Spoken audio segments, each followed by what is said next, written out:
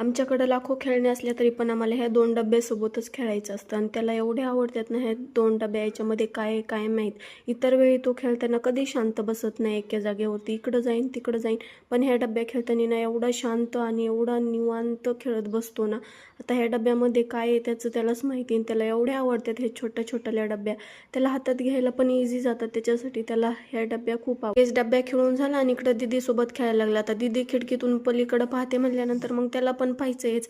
आता काही नाही तरी पण दीदी बघते म्हणून त्याला पण उभा राहून बघायचंय. एवढे शांत दोघं कधीच खेळत नाहीत, पण आज बहीण भावाने विचार केलाय वाटतं दोघांनी असं शांत खेळायचं. चला असं मग आम्हाला गॅदरिंगला जायचं होतं, त्याच्यासाठी मग मी इकडं तयार झाले ना. आज आमच्या मॅडमची गॅदरिंग आहे.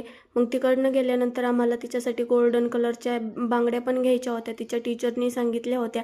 मग तिच्यासाठी बांगड्या बघायला गेलो. सगळ्यात अगोदर तर म्हणलं साईज बघून घ्यावी, मग नंतर तिथं गेल्यानंतर काही प्रॉब्लेम व्हायला नको. गॅदरिंगच्या अगोदर 3 तास तिला शाळेत सोडवायचं होतं, कारण मग तिचा मेकअप वगैरे करायचा होता. त्याच्यासाठीच मग तिला शाळेत सोडवायला आलो आणि त्या गोल्डन कलरच्या बांगड्या दिल्या आणि तिचे पप्पा तिला शाळेत सोडवायला गेले. गॅदरिंग सुरू व्हायला खूप वेळ होता. मग म्हणलं तोपर्यंत काय करणार, चला मग इकडं आलो होतो. मग थोडेसे रताळ वगैरे घेतले, थोडे फ्रूट पण घेतले आणि मग बाहेर आल्यानंतर काही खाल्लं नाही असं कधी झालंय. थोडंसं चटरपटर खाऊन घेतलं आणि तिकडनं निघालो होतो. आम्हाला वाटलं आता गॅदरिंग सुरू झाली असेल, मग त्याच्यासाठीच आम्ही लवकर घाईमध्ये आलो. तिकडनं बघतो तर अजून गॅदरिंग सुरू व्हायला बराच वेळ होता आणि सगळे आले होते आपण आपल्या मुलांचं कौतुक पाहायला. आणि दादूला एक स्पेशल खुर्ची दिली होती आणि तो त्याच्यावर बसून खूप मस्ती करत होता.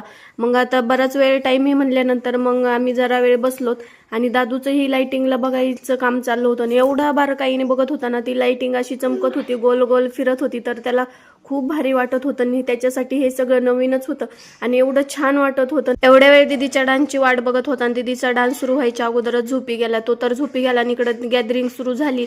सुरुवातीला छान छान डान्स झाले ना. आता आमच्या मॅडमचा डान्स बघा.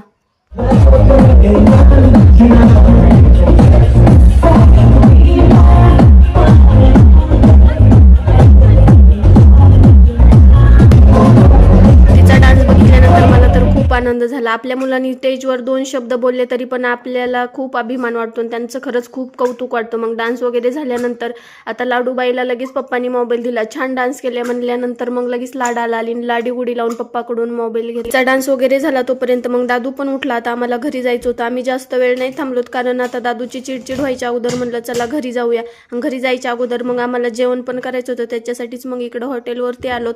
आणि आज खूप हॉटेलमध्ये गर्दी होती, त्याच्यासाठी बराच वेळ आम्हाला बसावं लागलं. मग शाळेत ग्राउंड मध्ये हा एक फुग्यावाला होता, तिकडनंच मग दादूला एक फुगा आणला होता आणि दादूचं इकडं आल्यानंतर हे फुगा खेळायचं काम चाललं होतं. मस्त एन्जॉय करीत होता त्या फुग्यासोबत. पप्पासोबत छान छान गप्पा पण चालल्या होत्या. 15 मिनिटं वाट बघितल्यानंतर आमचं जेवण आलं. मग जेवण करून आम्ही घरी आलो आणि माझ्या मुलीचा डान्स